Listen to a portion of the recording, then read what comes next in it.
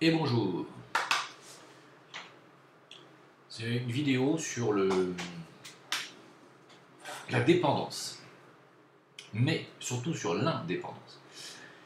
Ce sujet m'est venu tout à l'heure parce que j'ai vu un jeune que je salue, qui est venu d'Algérie spécialement pour me rencontrer, pour que je lui fasse un soin aussi, que je lui ai fait.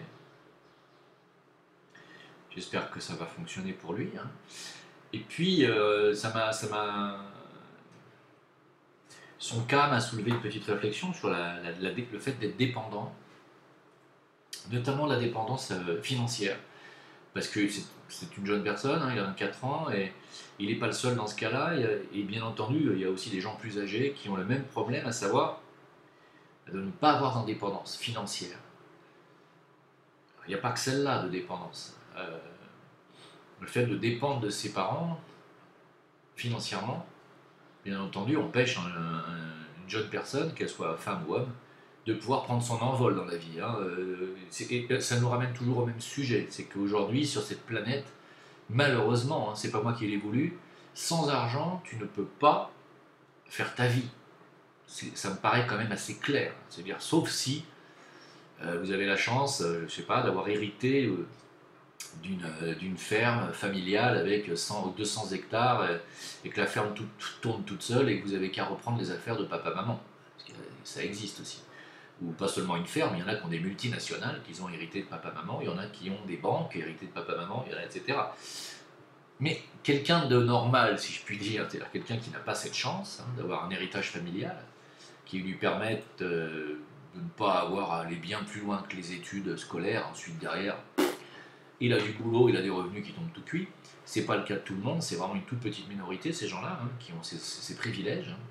C'est pas un hasard, hein, quand une âme s'incarne dans une famille avec autant de facilité, c'est parce que son karma le permet, voilà. Mais la plupart des gens s'incarnent et doivent suivre un cursus où tu dois te développer personnellement, tu dois avoir ton autonomie financière.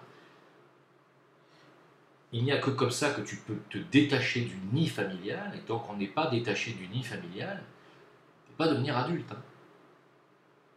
On est des animaux, je veux dire, chez les animaux, c'est exactement le même cursus, hein. Je veux dire, quand un oisillon n'est pas en âge de voler lui-même, les parents sont dans ce qu'on appelle la phase pélicante, c'est-à-dire que ils lui apportent à bouffer, ils sont prêts même à se tuer pour défendre le petit, ils sont prêts à faire vraiment n'importe quelle connerie même des fois.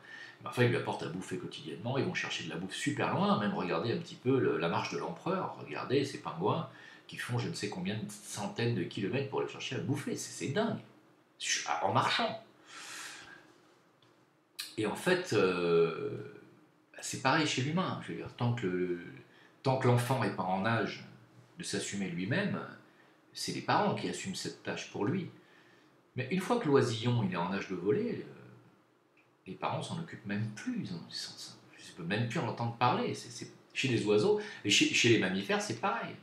Dire une chatte qui vient d'avoir des chatons, elle est prête à se tuer, elle est prête à vous arracher les yeux si vous touchez à ces petits. Mais une fois qu'ils sont arrivés en âge de ne plus téter, elle ne veut même plus en entendre parler, elle les dégage. Elle les dégage. Et si vous gardez la maman et le petit dans la même maison, en général, la maman fout le camp. Si vous êtes en appartement, vous ne verrez pas ce phénomène. Si vous vivez dans une maison avec du terrain et de la campagne, vous verrez que votre chat, qui a donné des petits, si vous gardez un petit avec vous à la maison, vous verrez que quand ce petit deviendra grand, eh bien la maman lui laissera la place et partira, ne voudra pas vivre avec. Je l'ai vécu, hein, plusieurs fois, hein. Pourquoi je vous dis ça? Je vous dis ça parce qu'il n'est pas dans la nature d'un mammifère, et nous sommes des mammifères, que nous le voulions ou non, il n'est pas dans la nature du mammifère d'être dépendant de ses parents. Et il n'est pas non plus dans la nature des parents de prendre en charge son enfant jusqu'à ce qu'il ait la trentaine. C'est pas écrit. Normalement, un enfant, quand il est en âge d'aller chasser, si on était des mammifères uniquement, hein, quand il est en âge d'aller chasser et de pouvoir tuer un animal pour nourrir le clan, il n'est plus en âge d'être protégé par les parents, c'est-à-dire vers l'âge de 13 ans pour un garçon. Là aujourd'hui dans nos sociétés on n'en est plus là. Pourquoi? bah, on materne, on paterne, on protège, on surprotège les enfants jusqu'à non plus qu'ils soient des adolescents, mais jusqu'à ce qu'ils soient des adultes. Or, à 24 ans, on est adulte. Il n'est pas normal que les enfants restent jusqu'à 24, 25, 26, 27, 30 ans chez leurs parents. Ça veut bien dire qu'il y a un problème. Il y a un problème de société, c'est un problème qui est vraiment un problème de notre monde actuel, qui n'est pas celui que moi j'ai voulu. Moi je dis qu'il faut faire preuve d'adaptation, il faut s'adapter à cette société qui est mal foutue, visiblement, vous voyez, il y a un problème. Hein. Et s'adapter, ça veut dire acquérir son indépendance financière le plus tôt possible. Eh oui, ça veut dire avoir un boulot, ça veut dire bosser. Alors, pour ceux qui sont en capacité physique de travailler. Ce jeune homme, en l'occurrence, que j'ai vu tout à l'heure, n'est pas en capacité physique, est trop fatigué, donc là, fatalement, c'est autre chose. S'il y a maladie, s'il y a gêne physiologique, c'est un cas à part. Mais je parlais en général. Un enfant n'est pas fait pour faire des études jusqu'à l'âge de 28 ans et rester chez ses parents jusqu'à cet âge-là. C'est pas normal. Tu peux faire des études et avoir un boulot à côté, avoir ton appartement, ton studio, avec les toilettes sur le palier. Il y en a plein qui le font, vivre même en coloc. C'est pas logique de rester chez ses parents. On ne peut pas devenir adulte. C'est pas normal. Voilà. Je voulais dire ça parce qu'on me dit ouais mais tu penses qu'à l'argent, tu penses que si primo je ne pense absolument pas qu'à l'argent, j'en ai rien à foutre de l'argent. J'ai juste compris un truc, c'est que sans argent dans cette société, ce monde-là, vous ne faites rien. J'ai dit à ce jeune homme, pour toi, l'urgence, c'est que tu te remettes sur pied le plus vite possible pour que tu puisses travailler, car il a un travail en plus, il a un boulot. Il ne peut pas travailler car c'est un boulot un peu physique, il n'a pas d'énergie. Je lui dis, il est indispensable que tu te remettes sur pied pour que tu puisses travailler, que tu puisses avoir ton appartement et quitter ton foyer familial. Pourquoi ? Parce que s'il y a mésentente dans le foyer familial, qu'il y a des disputes, des choses comme ça depuis longtemps, ça finit par nourrir l'émotionnel du jeune homme qui finit par faire une dépression. On n'en est pas là. C'est pas le but. Il faut savoir partir. Moi, je sais qu'à l'âge de 17-18 ans, je voulais partir. Hein, alors, j'ai pas pu, parce que je n'avais pas de boulot, justement. J'ai commencé à bosser le plus tôt possible.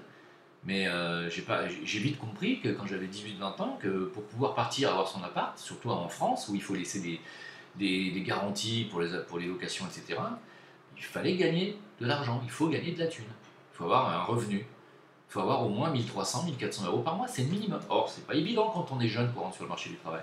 Alors pourquoi je dis ça ? Je dis ça parce que, voilà, devenir indépendant financièrement me paraît une urgence, me paraît indispensable. L'indépendance financière ne s'acquiert pas pour tout le monde comme ça. Il y a des femmes qui ont été mariées pendant 20 ans, 25 ans, puis qui subissent un divorce à l'âge de 45-50 ans, peut-être même plus des fois, et qui n'ont jamais bossé de leur vie, et qui se retrouvent dans une situation où elles sont dans une situation délicate. Et rien n'est jamais perdu, à n'importe quel âge. Vous pouvez faire des formations dans le médical, enfin dans le paramédical, dans la médecine, dans le bien-être, il y a plein de choses. Bon, si vous êtes sur ma chaîne, c'est que je suppose que vous êtes dans cette mouvance, plus ou moins. Moi, je vous ai offert des possibilités d'acquérir votre autonomie financière. Je ne vais pas en reparler. Regardez les vidéos sur les produits phycocyanines, sur les produits de la cure métabolique, et vous verrez qu'il y a des possibilités de faire ce qu'on appelle de la vente coopérative, et qui vous permettra de pouvoir, je dis bien, gagner votre vie si vous faites ce qu'il faut, et vous n'avez pas besoin de sortir de chez vous, vous n'avez pas d'horaire de travail à respecter. Enfin, c'est une solution, mais il y en a bien sûr, il y en a d'autres. Hein. Faites des formations, faites des stages. Plus vous allez avoir de bagages, et plus il sera facile pour vous de pouvoir vous recycler, et surtout d'avoir la bonne porte qui s'ouvre. Parce qu'il y a toujours des portes qui s'ouvrent. Quand vous faites l'effort de la pousser, pour que les portes s'ouvrent, il faut les pousser. Hein. Alors vous allez essayer des tas de trucs, ça ne va pas s'ouvrir. Si ça ne s'ouvre pas, il ne faut pas insister. Quand c'est la bonne voie pour vous, vous me dites souvent, mais quelle est ma voie ? Quelle est ma voie ? Comment savoir quelle est ma voie ? Et il faut essayer. Si vous voyez que ça ne s'ouvre pas, au bout de 6 mois, vous n'insistez pas. Quand ça doit s'ouvrir, ça ne s'ouvre pas au bout de 6 mois, ça s'ouvre tout de suite. Tout de suite. Quand c'est la bonne voie, c'est tout de suite. C'est instantané, la réussite. Si vous voyez qu'au bout, même pas 6 mois, j'ai dit 6 mois c'est trop, qu'au bout de 2-3 mois ça ne marche pas, vous arrêtez, vous faites autre chose.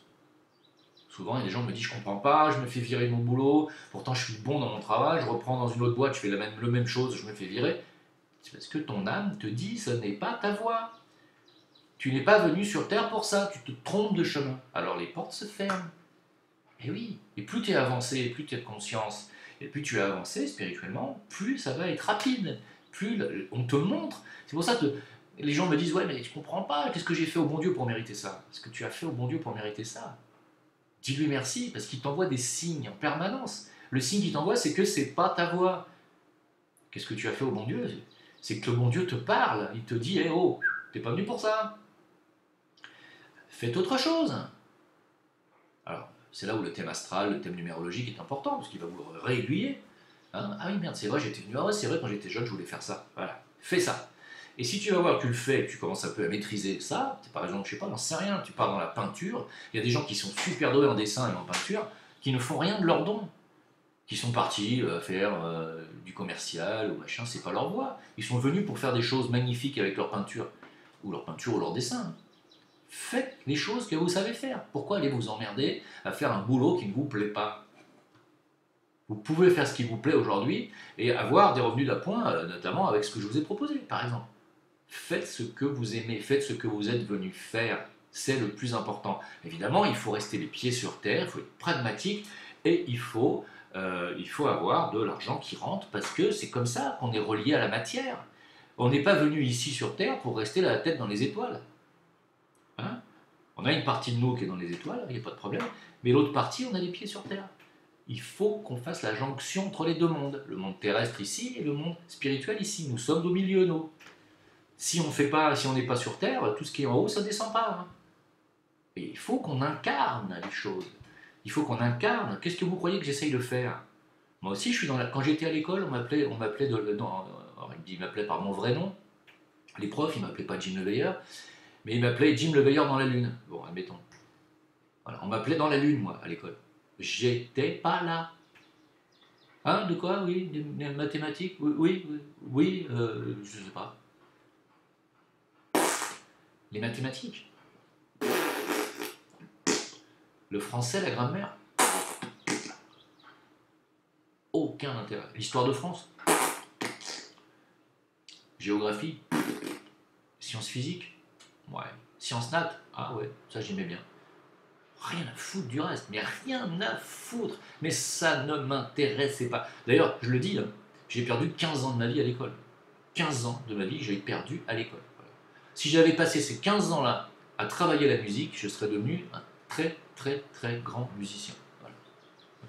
Ben non. Et donc on perd son temps, parce que c'est un système qui est un peu fait pour ça, pour vous retirer de vos rails et vous mettre sur des voies de garage. Le système scolaire est fait pour ça, en fait, en réalité. Et pourquoi je vous dis ça? Parce que moi j'étais dans la Lune, mais grave. Et il m'a fallu du temps pour descendre de la Lune jusqu'à ici. Quand je dis du temps, il a fallu beaucoup de temps. Ouais, moi j'ai vraiment un cheminement du mec qui descend des étoiles et qui a du mal à arriver sur la planète. On arrive à la cinquantaine, tu vois, j'arrive à l'âge où je commence à concrétiser. Voilà. Concrétiser, c'est-à-dire enfin j'atterris. Donc c'est pour ça, là il y en a qui me reprochent, ouais Jim, ça y est, il est devenu commercial, il pense plus qu'à la thune. Non, c'est pas ça. C'est que j'ai compris que sans l'autonomie financière, tu ne peux rien faire. Comment je vais faire pour avoir une maison d'hôte, recevoir des gens et les remettre en état si je n'ai pas de moyens? Ah, vous voyez, il faudrait que je rencontre un mécène, un mec qui me donne un chèque d'1 million d'euros, comme ça, et qui me dit tiens, bah vas-y, fais des belles choses. Mais bon, je compte pas tellement là-dessus, vous voyez, parce que là, si j'attends là-dessus, je pense que dans 25 ans, je peux toujours attendre, puis je vais vivre sous les ponts. Vous voyez, non. Il faut être pragmatique, il faut vivre avec son temps, il faut savoir s'adapter.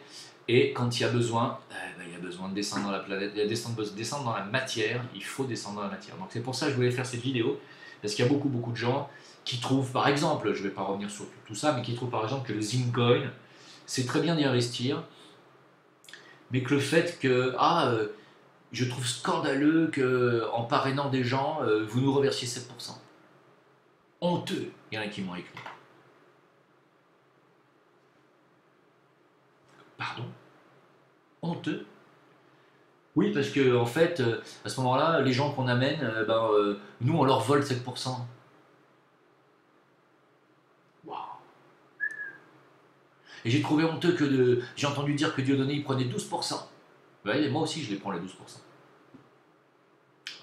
Je les prends. En zine. Et il est où le problème? C'est-à-dire que, avec le nombre d'heures que j'ai passé à parler de ça, le nombre de personnes qui ont investi grâce à mes vidéos, il faut que moi je fasse tout gratos. Moi, j'ai pas le droit, j'ai le droit à rien, moi. C'est ça? Parce que je m'appelle Jim Le Bailleur et que j'ai dit que je parle de la spiritualité, donc j'ai pas le droit de manger.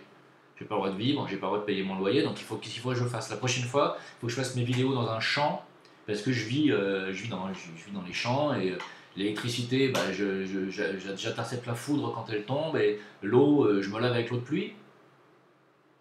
Eh oh, faut peut-être un petit peu atterrir. On est dans un monde où on ne peut rien faire sans argent. C'est pas moi qui l'ai voulu. D'accord? Mais il y a combien de personnes qui m'ont remercié ou qui m'ont envoyé des cadeaux parce que je les ai mis sur le Zincoin ou que je les ai envoyés vers tel thérapeute ou parce que je leur fais faire une cure qui va les sauver. Il y a des gens qui m'envoient des cadeaux à moi. Personne. Jamais personne m'a envoyé. Ah, si, c'est arrivé quand même quelques fois, mais c'est pas ça qui me ferait vivre, ce que je veux dire. Vous voyez, si je devais vivre uniquement des dons des gens, je serais sous les ponts. Ok? Non. Je ne vais pas attendre après les dons des gens pour pouvoir vivre, avoir une famille, pouvoir faire des enfants, pouvoir les élever, les mettre en sécurité. Il faut que je sois autonome financièrement. Et il est tout à fait normal quand je parle d'un truc et que ça ramène 600 investisseurs, il est tout à fait normal que je touche un pourcentage. Et encore, le pourcentage d'un vendeur, normalement de ma catégorie, c'est entre 20 et 25%. C'est pas 12.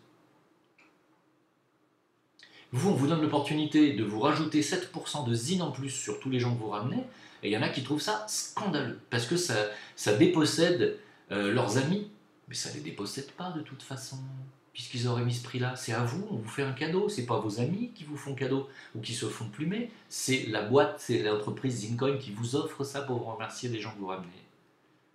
Alors, qu'est-ce qu'il y a qui cloche chez vous? Qu'est-ce qu'il y a que vous ne comprenez pas? Il y a des gens qui ne comprennent pas que c'est important d'avoir son autonomie financière, que c'est important aujourd'hui de transformer son temps en argent, c'est-à-dire vous faites un travail, vous devez avoir une rétribution. Pourquoi? Parce que la société est faite comme ça, c'est pas moi qui l'ai voulu encore une fois.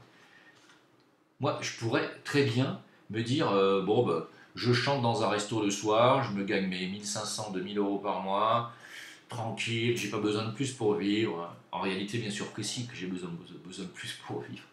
Parce qu'avec 1500 euros ou 2000 euros par mois, tu vis, tu payes ton loyer, tu payes ta bouffe, ton électricité. Et une fois que tu as payé tout ça, tu pars pas en vacances. Je suis resté 10 ans sans partir en vacances. Tu pars pas en vacances, tu vas pas voir ta famille si tu habites loin, tu fais rien. Tu peux pas payer de jouets, de gosses de jouets à tes gosses, tu peux pas payer de bijoux à ta femme, de fleurs pour les faire plaisir, tu peux rien faire. Il faut que tu changes tes fringues, tu peux pas. Moi je suis resté 8 ans avec les mêmes fringues. Moi, je suis pas matérialiste, j'en ai rien à foutre de tout ça.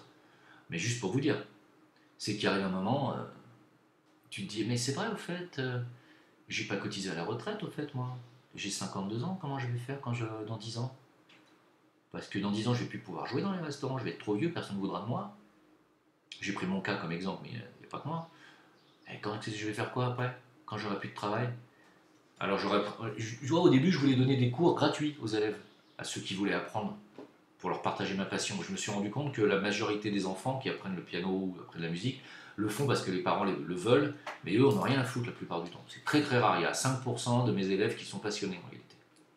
D'ailleurs, c'est les 5% que je vais garder à la rentrée. Alors. Les 95% vont dégager. Voilà. Mais je me suis dit, attends, vu l'énergie et le temps que ça prend de donner des cours, tu peux pas le faire gratuit, c'est pas possible.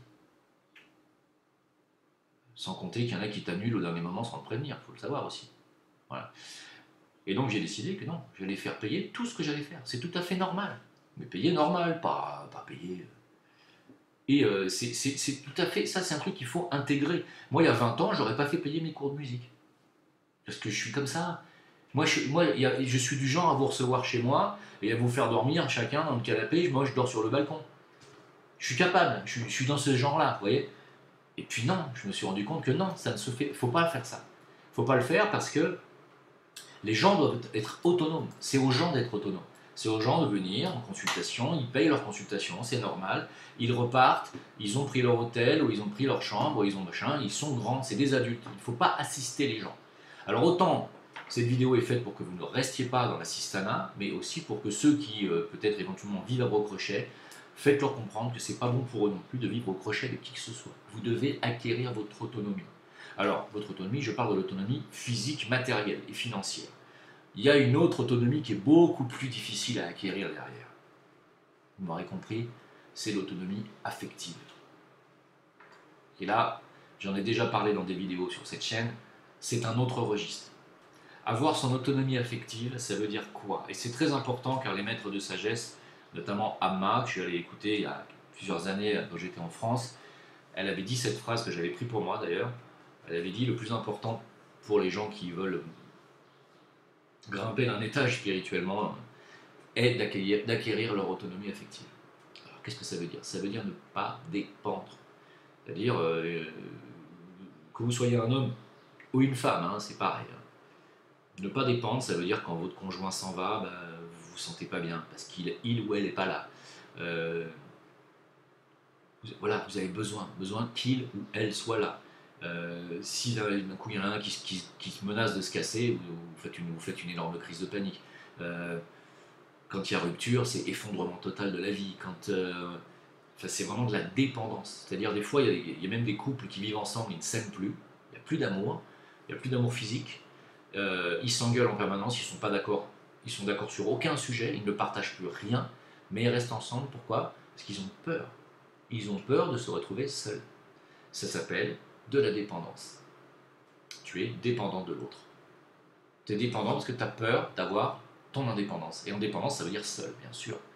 Alors, il y a aussi l'inverse. Il y a des gens qui vivent seuls, non pas parce qu'ils sont indépendants, effectivement, mais parce qu'ils ont peur de retomber amoureux et de retomber dans la dépendance qu'ils ont déjà vécu une fois, qui les a traumatisés, parce que quand ils ont eu leur rupture, ça les a déchirés en deux, et ils ne veulent plus revivre ça, donc ils vivent seuls, ce qu'on appelle en vieux garçon ou en vieille fille. J'en connais aussi des comme ça. Ils ont la trouille de tomber amoureux. Et ça n'en fait pas des gens spécialement équilibrés. Et donc, c'est souvent le cas qu'on rencontre, c'est des gens qui n'ont plus rien à faire ensemble, mais qui restent ensemble quand même, alors qu'il n'y a même pas d'enfants entre eux. Hein. Parce qu'il y a un chien, parce qu'il y a le chat, parce qu'il y a la maison, le crédit qu'on a payé ensemble, ou parce qu'il y a nos histoires, nos habitudes, nos mémoires, que malgré tout on ne s'aime pas, mais on a vécu des moments ensemble, et quand on n'arrive pas à faire le pas de se dire, bah non, c'était un bon moment, mais on n'a plus rien à faire ensemble parce que je t'aime plus. Ça m'est arrivé souvent. Malheureusement, je l'ai subi. Là, c'est mon histoire personnelle après. Mais j'ai compris que les femmes sont plus fortes que les hommes dans ce domaine. Alors ça peut peut-être vous paraître incroyable. Les femmes sont plus fortes pour rompre que les hommes. Quand une femme décide de rompre, elle rompt. Voilà. Ensuite, elle prend sur elle fait son deuil, elle passe à autre chose. Elle vous zappe. Un homme, beaucoup plus difficile. Pourquoi? Alors là, c'est un rapport. Hein.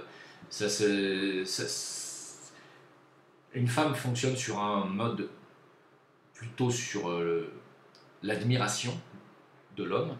Elle a besoin d'admirer comme elle admirait son papa. Alors que l'homme est plus dans la protection. Il a besoin de se sentir aimé, choyé, donc protégé, parce que c'est maman qui protégeait. L'homme est beaucoup moins dans ce... Il admirait son papa, mais c'est pas avec un papa qu'il vit, c'est avec une femme, donc il a une image maternelle de la femme. Et donc, quand maman n'est plus là pour le protéger, donc sa femme, si elle se barre, il va se retrouver beaucoup plus mal que la femme. Je sais que vous allez me dire, c'est pas vrai, si, c'est vrai. C'est vrai. Et acquérir son autonomie affective, c'est très difficile. C'est vraiment ce qu'il y a de plus dur. C'est beaucoup plus facile d'avoir son autonomie financière et matérielle qu'affective. Hein, une autonomie affective, ça peut prendre plusieurs vies, c'est très très difficile.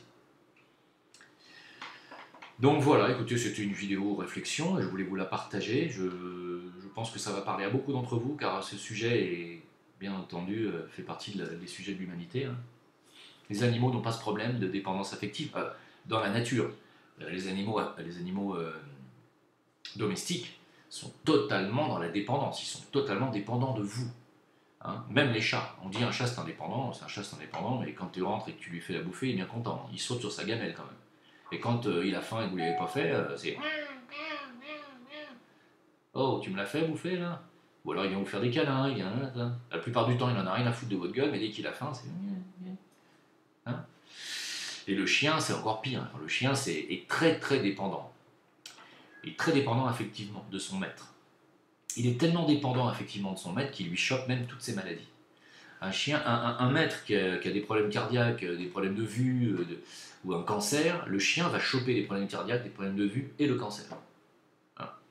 Tellement il y a un lien affectif puissant qui se crée entre le chien et son maître. C'est vraiment particulier. Hein. Pour travailler sur votre détachement affectif, je vous conseille d'avoir un chien. Vous allez souffrir, ça va être très douloureux, parce qu'un chien, ça ne vit pas longtemps. Si vous en prenez un petit, il va vivre 15-20 ans, si vous en prenez un gros, il va vivre 8-12 ans. Et ça passe très vite, 8-12 ans, et notamment les labradors. Et quand vous vous détachez d'un chien comme ça, qui vous a tellement donné, à l'âge finalement du début de l'adolescence, si j'ai envie de dire, parce que 12 ans, si c'était un enfant, il aurait 12 ans au moment où il meurt, vous voyez. Et quand il meurt dans vos bras, ça fait partie des choses, des épreuves de la vie qui vous forgent au détachement émotionnel. Alors vous allez me dire, la vache, mais c'est vachement dur. Ben ouais, c'est vachement dur, mais c'est la vie. Et on est là pour ça, hein. On est là pour apprendre ça. Je sais bien. Je sais bien que c'est dur, mais on est là pour ça. Je vous remercie de m'avoir écouté. Jim Leveiller, VK, Facebook. Pour tout achat de cure métabolique, phycocyanine, etc., spiruline, curcumine, toutes les douleurs, vous m'en parlez. Vous me parlez de vos problèmes sur Facebook VK, mais pour toute commande de produits, c'est sur jimleveilleur tout attaché @gmail.com. Je vous remercie beaucoup, merci pour les tipeurs, c'est très gentil à vous, et à très bientôt pour une autre vidéo. Au revoir.